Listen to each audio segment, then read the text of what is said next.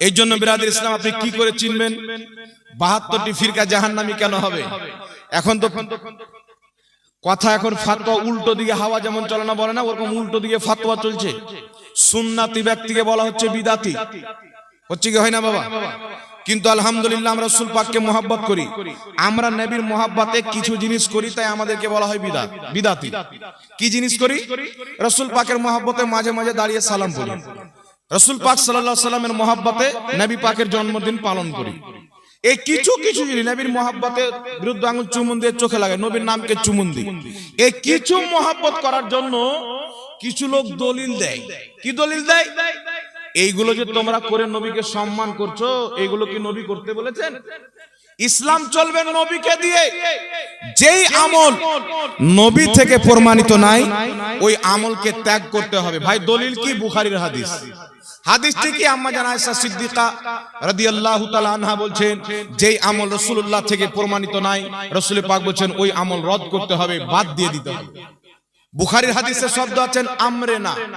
এই আমরেনা শব্দের অর্থ ইমাম ইবনে হাজার আসকালানি বুখারী শরীফের সারা ফাতহুল বারীর মধ্যে বলছেন যে এই যেই আমল নবী থেকে প্রমাণিত নাই, ওই আমল পরিত্যাগ করতে হবে। এর অর্থ হচ্ছে আমরেনা শব্দ যে রয়েছে, এই আমরেনা শব্দ দ্বারা প্রত্যেক মুহাদ্দিসিন বলেছেন নতুন আকীদা। যেই আকীদা নবী থেকে প্রমাণিত নাই, ওই আকীদা তালাক দিতে হবে, আমল নয়। কথা বুঝতে আসছে না? ইমামুল ফুকাহা ইমাম ইবনে আবিদিন শামী রাহমাতুল্লাহ আলাইহি ফাতাওয়া শামীর মধ্যে লিখছেন, প্রত্যেক নতুন আকীদা বিদআত। নবী বলেছেন কুল্লু বিদআতিন দালালা, প্রত্যেক বিদআত হচ্ছে পথভ্রষ্ট, প্রত্যেক পথভ্রষ্টতা জাহান্নামে। রাসূল পাক এই যে প্রত্যেক বিদআত জাহান্নামে বলেছেন, এই প্রত্যেক বিদআত থেকে হচ্ছে প্রত্যেক নতুন আকীদা।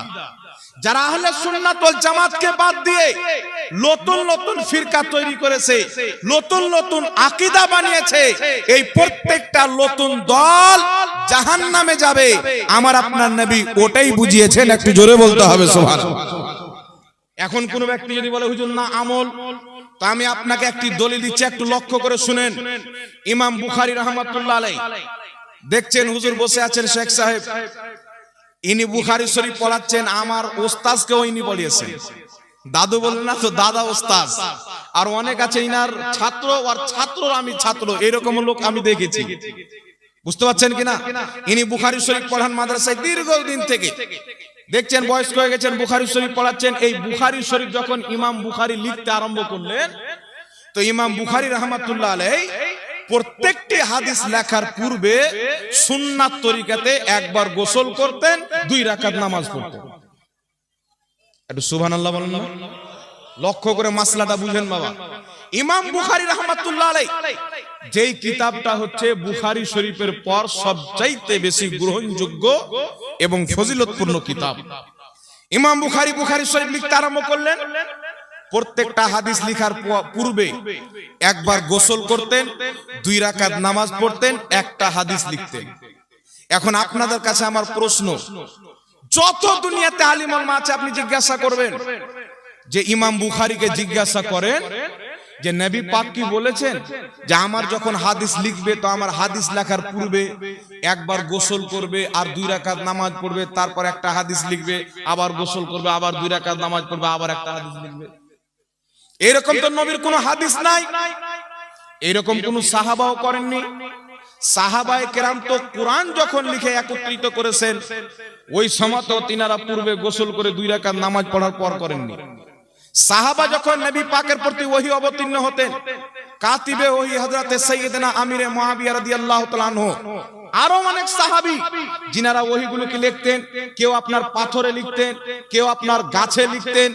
ওইগুলো লিখার পূর্বে, কোরআন পাক লিখার পূর্বে, ওহী লিখার পূর্বে নবীর মুখ দিয়ে ডাইরেক্ট শুনে কোরআন আল্লাহর কালাম লিখতেন না, গোসল করতেন পূর্বে ওই, আর না 2 রাকাত নামাজ পড়তেন। কিন্তু বুখারী শরীফ ইমাম বুখারী ডাইরেক্ট নবী থেকে শুনেননি, তিনি তিনার ওস্তাদ থেকে শুনেছেন, উনার ওস্তাদ থেকে শুনেছেন, উনার ওস্তাদ থেকে শুনেছেন, উনার ওস্তাদ নবী পাক থেকে শুনেছেন। কয়েকটি আপনার সিঁড়ি চলে যাওয়ার পর ইমাম বুখারী নবী পাকের হাদিস শুনছেন, লিখতে বসছেন। তো একবার গোসল করছেন, 2 রাকাত নামাজ পড়ছেন। জিজ্ঞাসা করেন, হে ইমাম বুখারী রাহমাতুল্লাহ আলাইহি, আপনি বলেন নবী পাক বলেননি আমার হাদিস যখন লিখবেন গোসল করবেন, 2 রাকাত নামাজ পড়বেন, তারপরে একটা হাদিস লিখবেন? কোন সাহাবী থেকে প্রমাণ পাওয়া যায় না। আপনার পূর্বের মুহাদ্দিস ইমাম ইবনে আবি শাইবা, ইমাম আব্দুর রাজ্জাক সানআনী, ইমাম মালিক, ইমাম মুহাম্মদ, ইমাম আযম আবু হানিফা, ইমাম আহমদ ইবনে হাম্বল, ইমাম মালিক, ইমাম শাফি, আপনার পূর্বের যত মুহাদ্দিস ছিলেন, কেউ আপনার দাদা ওস্তাদ, কেউ আপনার পরদাদা ওস্তাদ, কেউ আপনার পরদাদারও ওস্তাদ, ইনারা যখন হাদিস লিখতেন ইনারা গোসল করতেন না, 2 রাকাত নামাজ পড়তেন না, নবীর হাদিস বলে লিখে। তো আপনি কেন লিখলেন? আপনি কেন এই কাজ করলেন? তো ইমাম বুখারী রাহমাতুল্লাহ আলাইহি এই আমল থেকে একটাই মাসলা বের হবে। ইমাম বুখারী বলছেন, আমি নবী মুস্তাফার হাদিস লিখতে আরম্ভ করলাম, একবার গোসল করে 2 রাকাত নামাজ পড়তাম, একটা হাদিস লিখতাম। আমি ইমাম বুখারী ভাবলাম আমি দুনিয়ার কোনো বাদশার কথা লিখি না, দুনিয়ার কোনো নেতার কথা লিখি না, আমি মুহাম্মদ রাসূলুল্লাহর কথা লিখতে আরম্ভ করেছি। আমি 2 রাকাত নামাজ পড়ে একবার গোসল করে একটা হাদিস এই জন্য লিখেছি, এটা আমি আমার নবীর মহব্বতে করেছি। বল সুবহানাল্লাহ। কি জন্য করেছি? রাসূলুল্লাহর মহব্বতে, নবীর হাদিসের মহব্বতে। এখন কথা হচ্ছে, হুজুর আপনি যে নবীকে মহব্বত করবেন, সাহাবা কি করেননি? তাবিঈন কি করেননি? ইমাম বুখারী রাহমাতুল্লাহ আলাইহি বলবেন, আরে সাহাবা তো নবী পাককে দেখেছেন, নবী উযু করতেন, নবীর হাত ধোয়া পানি নিতেন, চেহারাতে লাগাতেন, বুকে লাগাতেন, নবীর নাকে দেওয়া পানি, রাসূল পাকের কুলি করা পানি। সাহাবায়ে কেরাম তো আরো অন্তর থেকে এত নবীকে মহব্বত করতেন, নবীর নাক পরিষ্কার করা পানি পর্যন্ত জমিনে ফেলতে দিতেন না। নবীর থুতু মুবারক হাতে নিয়ে চেহারাতে লাগাতেন, কলিজাতে লাগাতেন। আমি ইমাম বুখারী নবীকে দেখিনি, নবী মুস্তাফার হাদিসের সম্মান করে প্রমাণ করে দিয়েছি। যদি সাহাবীর কাতারে থাকতাম, নবী মুস্তাফার ওই রকম সম্মান করতাম যেই রকম প্রত্যেক সাহাবা করেছেন। জোরে বল সুবহানাল্লাহ। কথা বুঝে আসছে কি আসে না বাবা? এখন কেউ যদি বলেন নবী পাক করতে বলেননি, তো করবেন কেন? তো ইমাম বুখারী ওটা করেছেন যেটা নবী করতে বলেননি, সাহাবাও করেননি, তাহলে তাদের ফতোয়া অনুযায়ী ইমাম বুখারী বিদআতি না? কি বলেন? তাদের কথা অনুযায়ী ইমাম বুখারী হচ্ছেন বিদআতি। তাহলে তিনাদের কর্তব্য হলো বুখারী শরীফ পড়া বন্ধ করতে হবে, না কি বলেন বাবা? জোরে বলেন। তিনাদের কর্তব্য হলো বুখারী পড়া বন্ধ করতে হবে, আর না হলে মানতে হবে নবীর মহব্বতে কেউ যদি এমন কাজ করে পূর্বে হয়নি, কাজটি এমন যেই কাজে সুন্নাত মিটে না, কোরআনের বিরোধে হয় না, ইজমা ও কিয়াসের বিরুদ্ধে যায় না, শরীয়তের ক্ষতি হয় না, বরং উপকার হয়, কাজটি যদি ভালো থাকে, পূর্বে না হয়ে থাকে, মুসলমান নবীর মহব্বতে করে, আল্লাহ সেই মহব্বতে তাদেরকে সওয়াব দান করবে। জোরে বলতে হবে সুবহানাল্লাহ। কথা বুঝতে পারছেন কি পারেন না বাবা? এই জন্য বাবা রাসূল পাক সাল্লাল্লাহু আলাইহি ওয়াসাল্লামের মহব্বতের নাম হচ্ছে ঈমান। আর কিছু লোক ফাতোয়া লাগাতে ব্যস্ত, ও নিজে কিছু করবেন না, আপনাকে করতেও দিবে না, নিজে কিছু করবেন না, করতেও দিবে না। গতবার রবিউল আউয়ালে একজন ব্যক্তি আমার মাদ্রাসাতে আসলেন, রবিউল আউয়ালের আগা দিন আসার পরে বলছেন, হুজুর 12ই রবিউল আউয়ালে নবী জন্মগ্রহণ করেছেন আর এই দিনে নবী ইন্তিকাল করেছেন, তাহলে আপনারা খুশিটা লিখছেন, তো কান্নাটা কেন নেন না? নবী ইন্তিকাল করেছেন তো এটা তো দুঃখের খবর, আর নবী এসেছেন এটা খুশির খবর, তাহলে একদিনই দুটো, তো আপনারা শুধু খুশিটা লিখছেন, দুঃখটা কেন নেন না? তো আমি ওকে বলছি, আপনি কোনটা নিয়েছেন? আপনি কোনটা নিয়েছেন? তো চুপচাপ। আমি বলছি যে আমরা তো জন্মেরটা নিয়েছি, খুশিটা নিয়েছি, তা আপনারা কমপক্ষে কান্নাটা তো নেন না? কি বলেন বাবা? তো কিছু লোক আছে না কান্না করবে আর না খুশি নিবে, না ইদিকে না উদিকে, ও মিডিলে। নবী পাকের জামানে কিছু লোক ছিল, ও না খুললাম খুল্লা কাফিরের দিকে, না খুললাম খুল্লা নবী পাকের দিকে, গুপি চুপি লোক। ওদের নাম আল্লাহ দিয়েছেন মুনাফিক। ওদের নাম আল্লাহ কি দিয়েছেন? মুনাফিক দিয়েছেন। আরে ভাই, তুমি যদি বলে এই দিনে নবী জন্ম নিয়েছেন, এই দিন ইন্তিকাল করেছেন, তোমরা নবীর মহব্বতে খুশি নিচ্ছ, দুঃখটা কেন নিবে? তো খুশিটা আমরা নিয়েছি কারণ আমরা নবীকে মরা মানি না, জিন্দা মানি। দুঃখটা আপনারা নিয়ে এলেন কারণ আপনারা নবীকে মরা মানেন। তো যাদের নবী মরা, তারা কান্না করবে, যাদের নবী জিন্দা তারা খুশি পালন করবে। সুবহানাল্লাহ। তো কিছু লোক হয় বাবা করতে দিবে না, ও নিজে করো না, আপনাকে করতে দিবে না। একজন ব্যক্তি একটা রাস্তা দিয়ে যাচ্ছেন, দেখছেন একটা লোক চেয়ারে বসে আছে, পাও হিলাচ্ছে। ওকে জিজ্ঞাসা করছে, ভাই আপনার নাম কি? মনে হচ্ছে আপনার কোনো চিন্তাই নাই। তো বলছে, ভাই আমার নাম হচ্ছে ইবলিস। কি নাম? বলছে আমার নাম হচ্ছে ইবলিস। বলছে ইবলিস মানে মানুষের রূপে? বলছে হ্যাঁ, আমি মানুষের রূপে এখানে বসে আছি, আল্লাহ আমাকে ক্ষমতা দিয়েছে মানুষের রূপ ধারণ করতে পারি। কি জন্য বসে আছো? তোমার কাজ তো হলো নামাজিকে বেনামাজি বানানো। তোমার কাজ হচ্ছে মসজিদ থেকে মানুষকে দূরে করা, মাদ্রাসা থেকে মানুষকে দূরে করা, দান থেকে মানুষকে দূরে করা। তো তুমি এখানে বসে কি করছো? তোমার কাজ কে করছে তাহলে? তো ইবলিস বলছে যে আমি আমার অনেক খলিফা বানিয়ে দিয়েছি, অনেক মৌলবীকে খলিফা বানিয়ে দিয়েছি, মানুষকে খলিফা বানিয়ে দিয়েছি। কোন মৌলবী? যে মৌলবী বলছেন নবী কবরে মরা মানুষ পড়ে আছে, বলছে শয়তানের খলিফা। যেই মৌলবী বলছেন নবীর মুখ দিয়ে দুর্গন্ধ বের হচ্ছে, যে শয়তানের খলিফা। তো শয়তান বলছে যে আমি কিছু মৌলবীকে খেলাফত দিয়ে এখন আরাম করছি, আমার কাজ তারাই করছে। আচ্ছা না নাই বাবা? জি। তো শুধু শয়তান শয়তান নাই, মানুষ রূপীয় শয়তান আছে।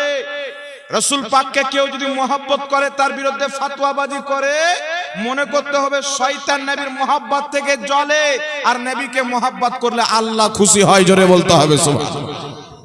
আর গলা চিকড়ে চিকড়ে বলবে উমুক ধুমুক 12-17। ওকে যদি 3 কোটি দলিল দেন তবুও মানবে না। ওকে যদি 3 কোটি দলিল দেন তবুও মানবে না। তাই যারা আহলে সুন্নাত ওয়াল জামাত আছেন, আমরা দলিল দিই আপনাদের জন্য, তবে চোখ বন্ধ করে রাসূলকে মহব্বত করতে হবে। জান্নাতীর আলামত হলো নবীর আদব, নবীর মহব্বত যাদের অন্তরে থাকবে তারাই হবে জান্নাতি। জোরে বলেন সুবহানাল্লাহ। এখন আপনাকে বিরাদর ইসলাম দুটি হাদিস আপনাকে শোনাতে চাই। একটি হাদিস ইমাম বাইহাকী রাহমাতুল্লাহ আলাইহি সংকলন করেছেন। নবী পাক সাল্লাল্লাহু আলাইহি সাল্লাম এলান করলেন, হে আমার সাহাবী, যুদ্ধের ময়দানে যেতে হবে। তোমাদের মধ্যে যারা যুদ্ধ করতে সক্ষম তারা বেরিয়ে যাও, আর যারা যুদ্ধ করতে সক্ষম নয়, বিরুদ্ধ হয়ে গেছে, অচল হয়ে গেছে, বা কারোর যুদ্ধতে হাত কেটে গেছেন, পা কেটে গেছেন, চলতে পারেন না, তারা নিজের অস্ত্রগুলো যুবকদের হাতে তুলে দাও। নবী পাক যখন এলান করলেন, সাহাবায়ে কেরাম কি করলেন জানেন? অস্ত্র নিয়ে এসে সব নবীর কদমে রেখে দিলেন। সবাই অস্ত্র রাখছেন, আর একজন মহিলা একটা ছোট বাচ্চাকে কোলে করে, দুধ পান করা বাচ্চা, আমার নবী দরবারে আসছে। আসার পরে বলছেন, হুজুর আমার স্বামী বেঁচে নাই, আমার যদি স্বামী বেঁচে থাকতো আপনার সাথে যুদ্ধের ময়দানে পাঠাতাম। আমার স্বামী বদরের যুদ্ধে আপনার মোহাব্বতে আল্লাহ আল্লাহ রাসূলের দ্বীনের জন্য শহীদ হয়ে গেছে। আমার স্বামী যখন শহীদ হয়, তার একটা বাচ্চা আমার গর্ভে ছিল, আজ সেই বাচ্চাটা আমার দুধ পান করছে। ইয়া রাসূলুল্লাহ, আমার স্বামী নাই, বড় ভাই নাই, আমার পিতা নাই, আমার বাড়িতে কোনো যুবক নাই যে আপনার সাথে যুদ্ধের ময়দানে পাঠাবো। এই দুধ পান করা বাচ্চা আমার কাছে রয়েছেন। ইয়া রাসূলুল্লাহ, আমি চাই যে আমার এই দুধ পান করা বাচ্চাটাকে আপনি আপনার সঙ্গে করে যুদ্ধের ময়দানে নিয়ে যান। আমার নবীর চোখ দিয়ে পানি বেরিয়ে গেল। রাসূলে কায়নাত সাল্লাল্লাহু আলাইহি সাল্লাম বলছেন, বেটি তোমার এই বাচ্চা তলোয়ার চালাতে পারে না, যুদ্ধ করতে পারবে না, চলতে পারে না, ঠিকভাবে খেতেও শিখেনি, দুধ পান করে, এই বাচ্চাকে নিয়ে গিয়ে কি করব, এ কি কাজে আসবে? মহিলাটি বলছেন, কান্না করছেন, ইয়া রাসূলুল্লাহ, ইয়া হাবিবাল্লাহ, জানি আমার বাচ্চার ওই শক্তি নাই যে হাতে তলোয়ার তুলবে, জানি আমার বাচ্চার ওই শক্তি এখন পর্যন্ত হয়নি যে সে তলোয়ার নিয়ে যুদ্ধ করবে।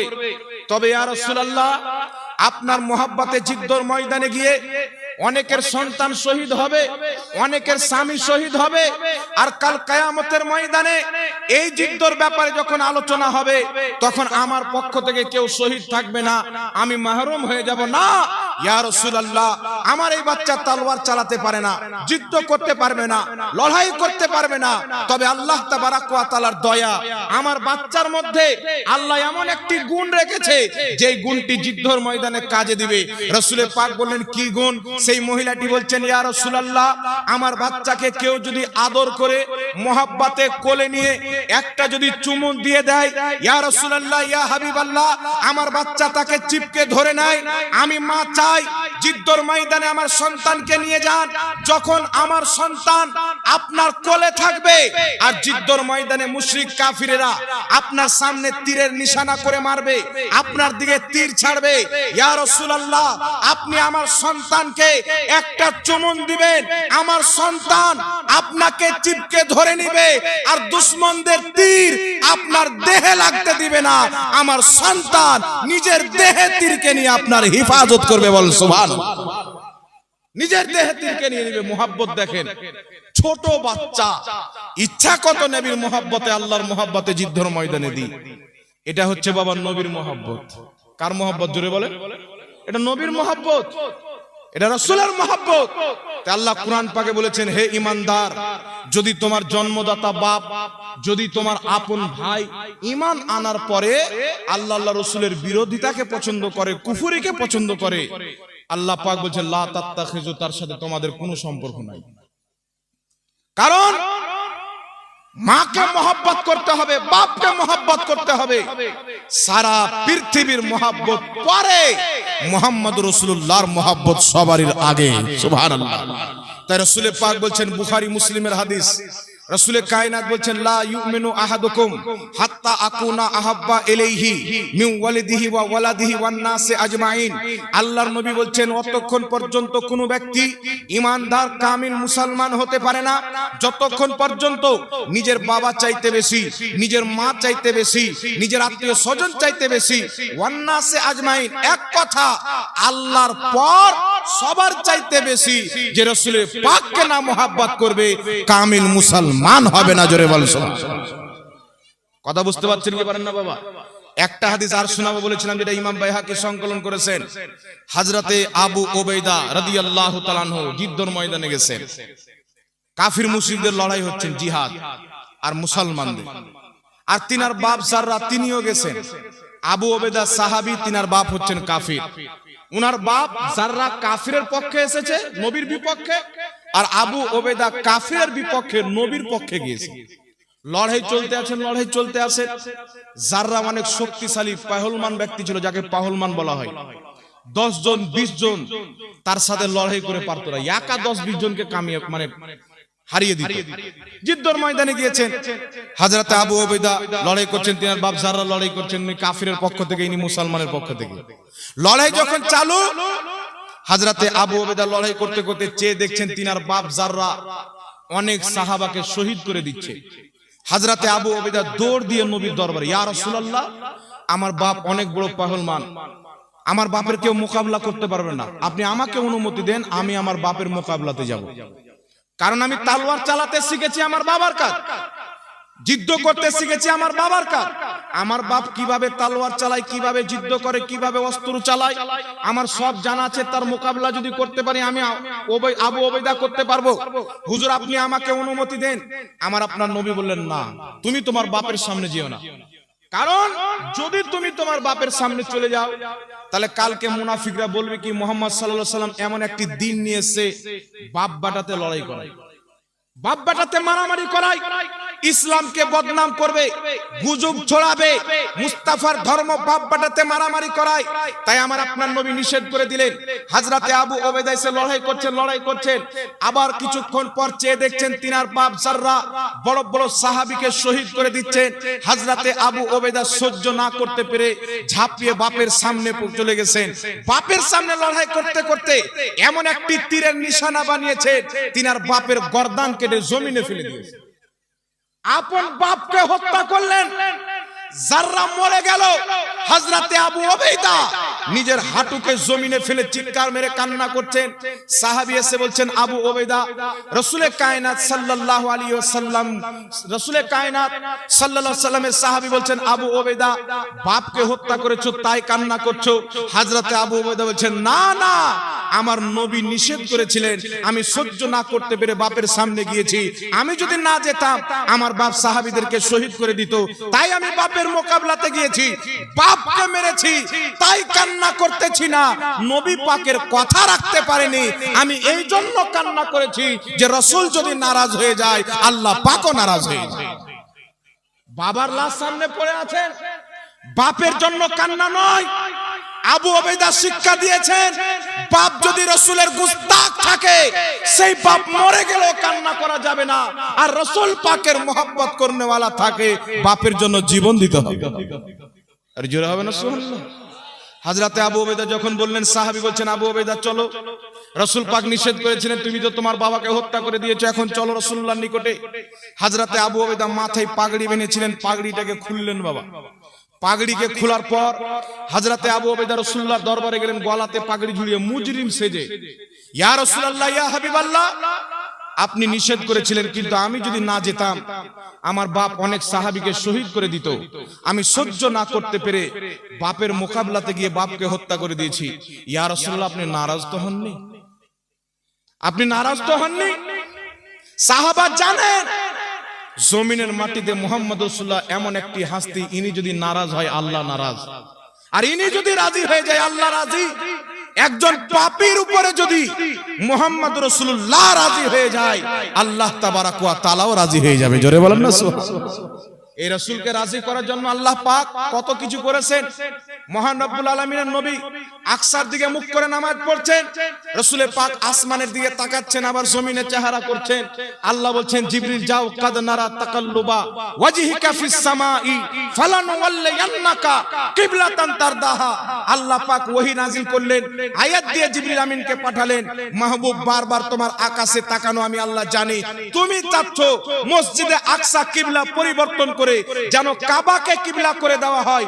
আল্লাহ বলছেন মাহবুব তুমি জাতি রাজি, আমি আল্লাহ তাতে রাজি, আমি তোমাকে খুশি করার জন্য কিবলা পরিবর্তন করে দিলাম। জোরে বল সুবহানাল্লাহ। কিবলা যে চেঞ্জ হয়েছে না আমার নবীকে রাজি করার জন্য করেছেন। তারপরেও আল্লাহ বলছেন ওয়ালা সাউফা ইউতিকা রাব্বুকা ফাতারদা, হে নবী আমি আপনাকে এত দিব আপনি রাজি হয়ে যাবেন। একটু সুবহানাল্লাহ হবে না? সাহাবা জানেন এই মুহাম্মদ সাল্লাল্লাহু আলাইহি সাল্লাম এমন একজন হাস্তি যাকে রাজি করলে আল্লাহ রাজি হয়ে যাবে, যিনি নারাজ যদি হয়ে যায় আল্লাহ নারাজ হয়ে যাবে। আরে বাপ যদি নারাজ থাকে আল্লাহ রাজি হয় না, মা যদি নারাজ থাকে আল্লাহ রাজি হয় না, তো দুনিয়াকে সৃষ্টি করার যিনি মূল জানে যাহা মুহাম্মদ রাসূলুল্লাহ যদি নারাজ হয়ে যায় আল্লাহ কি করে রাজি হবে? হযরতে আবু ওবাইদা মুজরিম সেজে রাসূলুল্লাহর দরবারে, হুজুর বাপকে হত্যা করেছে, আপনি নারাজ তো হননি? আমার নবীর চোখ দিয়ে পানি বেরিয়ে গেল। রাসূলের পাক চোখ দিয়ে পানি বের করলেন। আল্লাহর নবী বলছেন আবু ওবাইদা তোমাকে এই জন্য নিষেধ করেছিলাম যেন মুনাফিকরা গুজব না ছড়াতে পারে, বদনাম না করতে পারে। মুহাম্মদ রাসূলুল্লাহর ধর্ম ইসলাম, বাপ বাটাতে লড়াই করায়, বাপ বাটাতে জিহাদ করায়, বাপ বাটাতে মারামারি করায়, এই জন্য নিষেধ করেছিলাম। কিন্তু আবু ওবাইদা তুমি তোমার বাপকে আল্লাহ রাসূলের মহব্বতে হত্যা করেছো, তোমার প্রতি আমি মুস্তাফাও রাজি, মুহাম্মদ রাসূলুল্লাহর খোদাও রাজি। জোরে বল সুবহানাল্লাহ। আর একটু জোরে হবে না সুবহানাল্লাহ? হযরতে আবু ওবাইদা রাদিয়াল্লাহু তাআলা আনহু খুশি হয়ে গেলেন, পাগড়িটাকে বাবা গলা থেকে খুলে নিলেন, এইভাবে ঝুলাচ্ছেন আর আল্লাহু আকবার বলছেন আর যেতে আরম্ভ করলেন। আমার আপনার নবী সাহাবীদেরকে বলছেন, সাহাবী জান্নাতি যদি দেখতে চাও আবু ওবাইদাকে দেখো, সে খোদার মহব্বতে, আমি মুস্তাফার মহব্বতে বাপকে হত্যা করেছে, আল্লাহ জাহান্নামের আগুন হারাম করে দিয়েছে। জোরে বলেন সুবহানাল্লাহ। এখন যদি বাপকে অসুখ হয় ট্যাবলেট কিনে না দেন, বাপ যদি দুঃখ করে দুনিয়া থেকে চলে যায়, 5 ওয়াক্তের নামাজি ব্যক্তির প্রতি জাহান্নাম হারাম অতক্ষণ পর্যন্ত যতক্ষণ পর্যন্ত বাপ থাকবে নারাজ। আর এদিকে বাপকে হত্যা করে দিয়েছেন, রাসূল বলছেন আমিও রাজি, খোদাও রাজি, জাহান্নামের আগুন হারাম। তো কি বুঝা গেল? রাসূল পাকের মহব্বত হচ্ছে সবচাইতে বড় জিনিস। তাই সাহাবায়ে কেরাম আমার নবীর সামনে যখন আসতেন কি বলতেন? ফিদাকা আবি উম্মি ইয়া রাসূলুল্লাহ, হে আল্লাহ রাসূল আপনার কদমে আমাদের বাপও কুরবান, আমাদের মাও কুরবান। তাই এই সাহাবায়ে কেরামের পয়গাম বরেলির মাটি থেকে হুজুর তাজুস শরিয়া দিয়েছেন, নবী সে जो हो गाना उसे दिल से जुदा कर दे, पिदर मादर ब्रदर मालो जा सब कुछ नबी पर फिदा कर दे। जोरे बोल सुभान আল্লাহ পাক বুঝার তৌফিক দান করে। এই জন্য বাবা জান্নাতি জাহান্নামী চিনবেন কি করে? রাসূল পাকের আদব যাদের অন্তরে, রাসূল পাকের মহব্বত যাদের অন্তরে, জান্নাত তাদের জন্য আল্লাহ বানিয়েছেন। একটু সুবহানাল্লাহ হবে না? একজন ভাই 500 টাকা দান দিয়েছেন, নামটা জিজ্ঞাসা করিনি, আল্লাহ পাক কবুল করুক, সকলে বলেন আল্লাহুম্মা আমিন। আর যাক মাদ্রাসার জালসা আপনারা সকলে জানেন, আপনাদেরকে একটি মাসআলা বলবো, খুব গুরুত্বপূর্ণ মাসলা, যেটা প্রত্যেক মা বোনদের জন্য আর বাপজিদের জন্য, ভাইদের জন্য, সকলের জন্য শোনা হচ্ছে জরুরি। মাসলাটা আমি বয়ান করব, ইসলাহ করবেন আমার দাদা হুজুর, ঠিক আছে? তো মশলাটা শুনতে হবে তো বাবা, শুনবেন? এই জোরে বলেন শুনবেন? একটু হাত তুলে বলেন তো কারা কারা শুনবেন। নিজের ভাইরা মনে হয় শুনবে না, রাগ করে বসে আছেন? শুনবেন? যাক, সবাই শুনবেন মাসলাটা। তো মাসলাটা বয়ান করার পূর্বে, এই জালসা হচ্ছে মাদ্রাসা।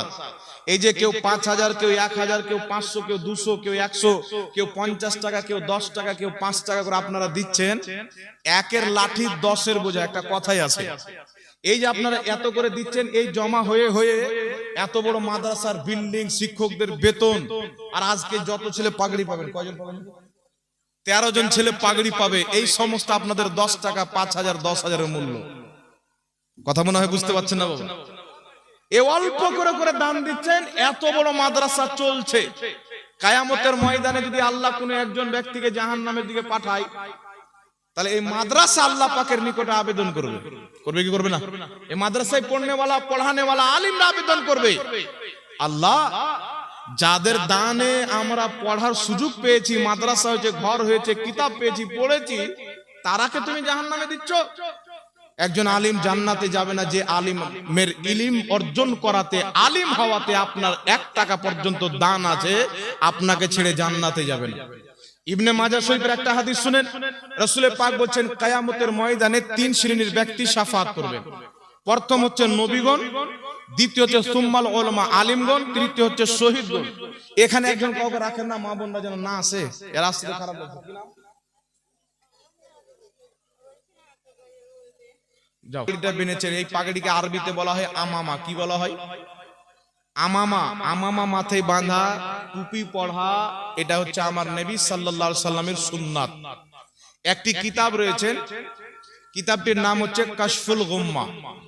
প্রথম খণ্ড 85 পৃষ্ঠার মধ্যে লেখা আছে, সাহাবায়ে কেরাম বলছেন আল্লাহর নবী সাল্লাল্লাহু আলাইহি সাল্লাম টুপি অথবা পাগড়ি পরে নামাজ পড়তে নির্দেশ দিতেন এবং খালি মাথায় নামাজ পড়তে নিষেধ করতেন।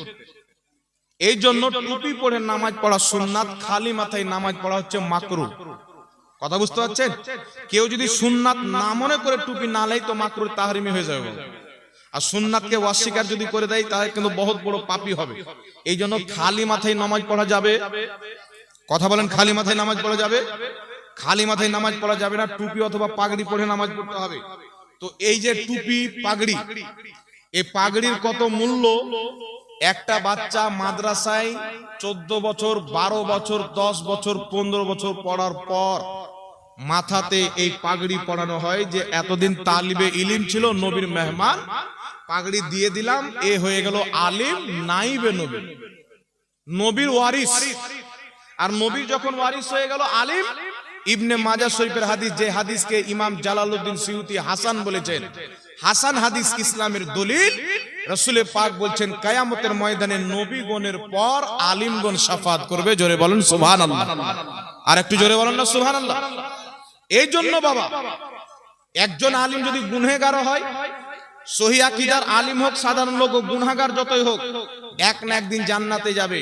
কারণ এটা হচ্ছে অস্থায়ী জাহান্নামী, চিরস্থায়ী জাহান্নামী নয়। কথাটা বুঝতে পারছেন কি পারেন না? আচ্ছা বলেন তো, বুখারী শরীফের মধ্যে হাদিস, 100 জনের হত্যাকারীকে আল্লাহ maaf করেছেন। করেছেন কি করেননি? 99 জনকে হত্যা করার পর বেরিয়ে গেল, রাস্তায় একটা লোকের সঙ্গে সাক্ষাৎ, বলছেন আমি 99 জনকে হত্যা করেছি, এখন তওবা করতে চাই, আল্লাহ কি আমার তওবা কবুল করবে? ওই লোকটা বলছে, পাগলা, একটা দুটা হলে দেখা যেত, 99টা কতল করেছে, আল্লাহ কি maaf করে? তো ওই লোকটা বলছে, যখন maaf হবে না, জাহান্নামে যেতে হবে, তো তোকেও ছাড়বো না। তালোয়ার বের করে ওনাকেও মেরে দিলেন, 100 জন হয়ে গেল। আর এটা কিসসা কাহিনী নয়, বুখারীর হাদিস, আমার নবী বলছেন। 100 জনকে হত্যা করার পর রাস্তায় গেলেন, একজন ভালো আলিমের সঙ্গে সাক্ষাৎ, আমার দাদুর মতন, জিজ্ঞাসা করছেন, হুজুর 100 জনকে হত্যা করেছি, আমি তওবা করতে চাই, আল্লাহ কি maaf করবে? আল্লাহ বলছেন, তোমার হত্যা করার শেষ আছে, আমার আল্লাহর দয়ার শেষ নাই। অমুক গ্রামে চলে যাও, আল্লাহর কিছু আবিদ বান্দা ইবাদতে ব্যস্ত আছে, তাদের কাছে গিয়ে তওবা করো, আল্লাহ তোমাকে maaf করে দিবে। রাস্তায় যখন চলতে আরম্ভ করলো, খুশি খুশি, আল্লাহ আমাকে maaf করে দিবে, অর্ধেক রাস্তাতে গিয়েছেন, মালকুল মউত আত্মা বের করে নিয়েছেন, মরে গেছে। ইন্তিকাল করেছেন। তো জাহান্নামেরও ফেরেশতা এসেছে, জান্নাতেরও ফেরেশতা এসেছে। জাহান্নামের ফেরেশতা বলছে 100 জনের হত্যাকারী জাহান্নামে নিয়ে যাব। জান্নাতের ফেরেশতা বলছেন না না, হত্যা তো করেছিল তওবা করার জন্য, আল্লাহর ওলিদের দরবারে যাচ্ছিল, জান্নাতে নিয়ে যাবে। ফেরেশতাদের মধ্যে তর্ক, জাহান্নামের ফেরেশতা বলছে জাহান্নামে নিয়ে যাব, জান্নাতের ফেরেশতা বলছে জান্নাতে নিয়ে যাবে। আল্লাহর পক্ষ থেকে বলা হলো যে তোমরা নিজে নিজে তর্ক করিও না, ফাসলা নাপো, জায়গা নাপো, যেখান থেকে এসেছে ওই দিক যদি কাছে হয় জাহান্নামে নিয়ে যাও, আর আমার নেক বান্দারা যদি কাছে হয় জান্নাতে নিয়ে যাও। এই একটু জোরে বলবেন না সুবহানাল্লাহ। যেখান থেকে এসেছে ওই দিক যদি কাছে হয় জাহান্নামে নিয়ে যাও, আর আমার নেক ওলি বান্দারা যদি কাছে হয় তাহলে জান্নাতে নিয়ে যাও। এই জন্য আমরা বলি বাবা, পীরের হাতে মুরিদ হতে যারা আল্লাহর নেক বান্দা, হক্কানি পীর, হুক্কা টানা পীর নয়। বাংলাদেশে কিছু পীর বেরিয়েছে বাবা, জিকির করছে, ও কি জিকির করছে আল্লাহ পাক জানে, ও বুঝতে পারবেন না, কেউ বুঝতে পারবে না। ওই ভাষার কোন মাখলুকই আল্লাহ তৈরি করেনি। এরকম মাখলুক, এরকম ভাষা শুনেছে? কি ভাষা বলছে? আর ও ফের বলছে যে আমরা সুন্নি। আর কিছু লোক মনে করছে যে সুন্নিদের মনে হয় এগুলাই জিকির। আর বাংলাদেশে দেখবেন কিছু লোক আছে মাজারের পাশে তালি মারছে আর তওয়াফ করছে, আর ওরা বলছে আমরা রেজভি সুন্নি। কিন্তু বাবা সুন্নিদের এটা আকীদা নয়। সুন্নিদের আকীদা, সুন্নিদের চরিত্র, সুন্নিদের ব্যবহার, সুন্নিদের ক্যারেক্টার কি যদি বুঝতে চান তো ইমাম আহলে সুন্নাত আলা হযরতের কিতাব পড়তে হবে। উনার নাম লেনেওয়ালাকে দেখলে হবে না, কিতাব পড়তে হবে। কারণ উনার নাম অনেক কেউ লেয় কিন্তু উনার মাসলাক কে বুঝতে পারে না। কথা বুঝতে পারছেন? আলা হযরত বলেছেন, ফাতাওয়া রিজভিয়া মালফুজাতে আলা হযরতের মধ্যে লেখা আছে মাজারের তওয়াফ করা হারাম। মাজারের তওয়াফ করা কি? চতুর্থ সাইডে ঘুরে তওয়াফ করা হারাম। আর এখন যারা তওয়াফ করছে তারা যদি বলে আমরা আলা হযরতকে মাননেওয়ালা সুন্নি, তাহলে এর ডুপ্লিকেট মাল কি ডুপ্লিকেট মাল নয়? কথা বলেন, এ ডুপ্লিকেট না? ইসলামের জিকির কি? লা ইলাহা ইল্লাল্লাহ, আল্লাহর নামে জিকির করো, আল্লাহ আল্লাহ আল্লাহ, সুবহানাল্লাহ, আলহামদুলিল্লাহ, লা ইলাহা ইল্লাল্লাহ, এইগুলো দিয়ে জিকির করেন। কিন্তু কি জিকির করছে? আর ও বলছে আমি সুন্নি। তাহলে এটা কি জিকির সুন্নির জিকির না ভণ্ডামো? জোরে বলেন। তার জন্য এইরকম কোন ভণ্ড মৌলবী আর একটা মৌলবী দেখছি, ও বলছে আমি টানাটান সুন্নি। ওই লোক বেড়া ফের বলছে যে নবী মুসলমান ছিল না। নবী যদি মুসলমান না থাকে তো মুসলমান কি আপনার আব্বা না? কি বলেন বাবা? নবী পাক তো প্রথম মুসলমান, আনা আউয়ালুল মুসলিম। নবী বলছেন আমি হচ্ছি সর্বপ্রথম মুসলমান। আদম আলাইহিস সালাম দুনিয়াতে পরে এসে নবী পাককে আল্লাহ প্রথম সৃষ্টি করেছেন আর মুসলমান করে সৃষ্টি করেছেন। তাই আদমেরও পূর্বে, ইব্রাহিমেরও পূর্বে, প্রত্যেক মাখলুকের পূর্বের মুসলমান হচ্ছে মুহাম্মাদুর রাসূলুল্লাহ। জোরে বলেন সুবহানাল্লাহ। এখন কিছু লোক মনে করবে যে আমাদের সুন্নি বক্তা বলছেন নবী মুসলমান নয়, বিশ্বাস করবেন না। এই জন্য সুন্নিকে যাচাই করে সুন্নি নামের ভণ্ডকে দেখবেন না, আহলে সুন্নাত ওয়াল জামাতের বিজ্ঞ আলেমদেরকে জিজ্ঞাসা করবেন। দেখছেন বড় মাদ্রাসা তৈরি করা আছে, আমি আপনাদের সম্মুখে বক্তব্য দিচ্ছি, অনেক লোক হয়তো সোচছে যে এই তো মাদ্রাসায় পড়াচ্ছে ওদের চাইতে বড় আলেম। না বাবা, যারা মাদ্রাসায় পড়ায় না উনাদের ইলম, উনাদের ইলমের সামনে যে আমার ইলমকে, আমিও মাদ্রাসায় পড়াই কিন্তু আমার ইলমকে, এখানকার শিক্ষকের ইলমকে যদি আপনি হিসাব করেন তো 7 সমুদ্রের সামনে 1 ফোঁটা পানি। 7 সমুদ্রের সামনে 1 ফোঁটা পানি এতটুকু হবে না। কারণ বক্তব্য তো শুনে শুনে অনেক দিয়ে দেয়। অনেক বক্তা আছে এমন করে বক্তব্য দিবে আপনি চোখ দিয়ে তো পানি পড়বে, নাক দিয়েও পানি পড়বে, কিন্তু ওই বক্তার সামনে যদি আপনি বাগদাদি কায়দা খুলে দেন তো পড়তে পারবেন না। তো কি বড় আলিম হয়ে যাবে? বিজ্ঞ আলিম কে? যারা এই মাদ্রাসাতে ফিকহ খুলে পড়াচ্ছে, ফিকহের কিতাব, উসুলের কিতাব, গ্রামারের কিতাব, ইলমে নো, ইলমে সরফ, ইলমে মান্তিক, হাদিসের কিতাব, বুখারীর কিতাব। হক্কানি আলিম তো হচ্ছেন ইনারা, যিনারা বুখারী পড়িয়ে পড়িয়ে বাচ্চাদেরকে আলিমে দ্বীন বানাচ্ছে। জোরে বলেন না সুবহানাল্লাহ। ইনারা হচ্ছে আসল ইলমওয়ালা। তাই যে কোনো মাসলা মাসাইল শুধু কোন বক্তার নামে নির্ধারিত করলে যে বক্তা তো বলে সব বক্তা নয়, অনেক বক্তা আছেন আলিম ভালো, মুফতি যোগ্য, ইনাদেরকে মাসলা জিজ্ঞাসা করে বলতে পারবেন। কিন্তু যারা মাদ্রাসায় পড়ায় নির্ভেজালে ডাউট হবে, মাদ্রাসার আলিম উলমার কাছে এসে মাসলা মাসাইল সমস্ত জিনিস জিজ্ঞাসা করবেন, আপনি সঠিক দিশা পাবেন, ভুলটা আপনার অন্তরে থাকবে না। এখন কিছু লোক রাত্রে শুয়ে আছে, আরে ফজরের নামাজটা পড়বো, যদি একটা সূরা ছুঁড়ে যায় তাহলে কি করব? মেরে দিল মোবাইলে। একটা লোক আমাকে ফোন করে একদিন বলছে যে হুজুর বলে মিনহা খলাকনাকুম বলে মাটি দেওয়া যাবে না, বিদআত। নবীকে অপমান করা হবে, জাহান্নামে যেতে হবে? কে বললো?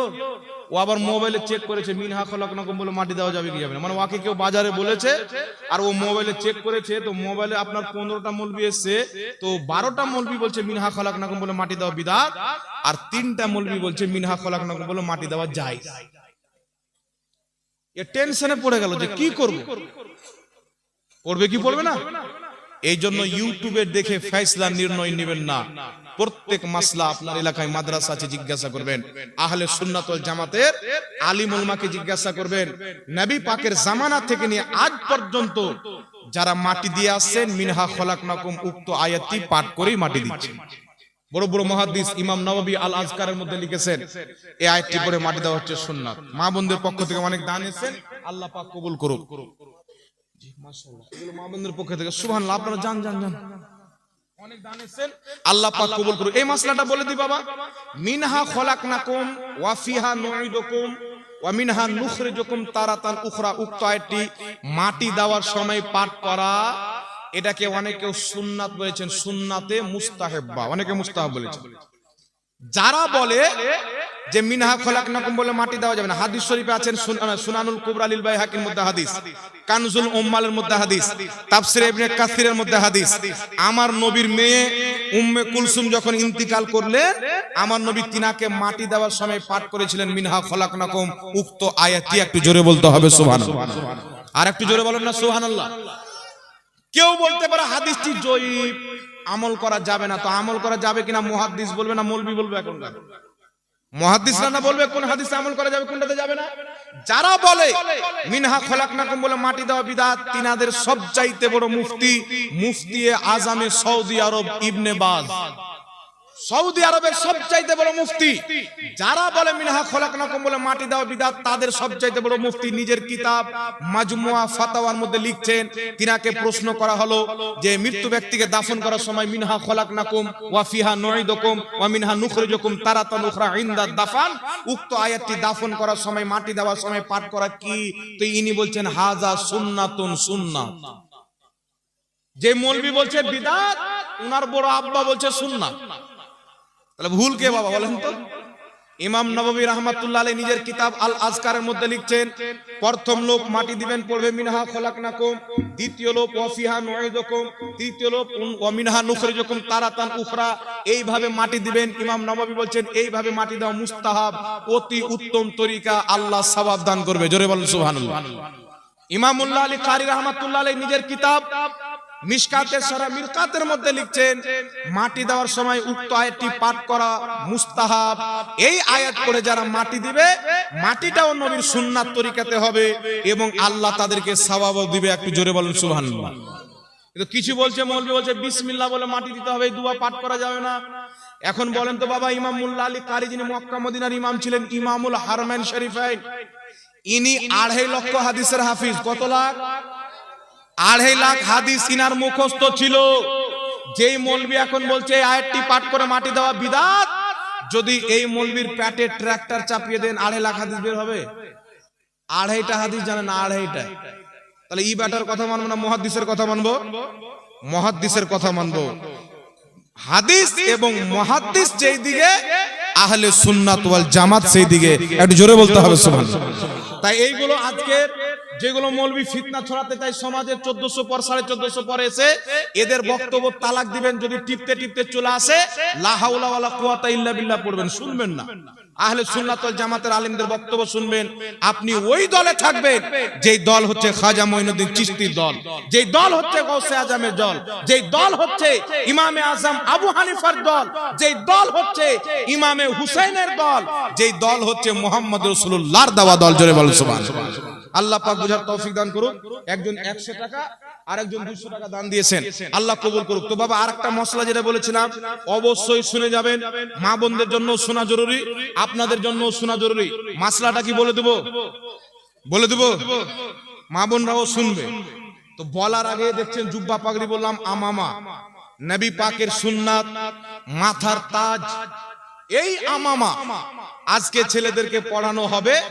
আমি চাই আমার মা, আমার বোন, আমার ভাই, আমার বাবারা, একটা আমামার দাম এবং জুব্বার দাম আপনারা আমামা এবং জুব্বার নিসবতে দান করেন, যেন নবীর সুন্নাতের বরকতে আল্লাহ এই দানের ওসিলায় কিয়ামতের ময়দানে আমাদেরকে পার করে দেয়। সুবহানাল্লাহ হবে না? একটা আমলের কারণে আল্লাহ পার করতে পারে কি পারে না? এই জোরে বলেন তো। আপনার একজন আল্লাহর ওলি ছিলেন বাবা হযরতে বিশরে হাফি। হযরতে বিশরে হাফি রহমাতুল্লাহ আলাইহি দারুর ফ্যাক্টরির মালিক ছিলেন। উনার দারুর ফ্যাক্টরি ছিল, দারু তৈরি করতেন। একদিন রাস্তা দিয়ে যাচ্ছেন, তো একটা কাগজ পড়ে আছে, লেখা আছে বিসমিল্লাহির রহমানির রহিম, আল্লাহ পাকের নাম।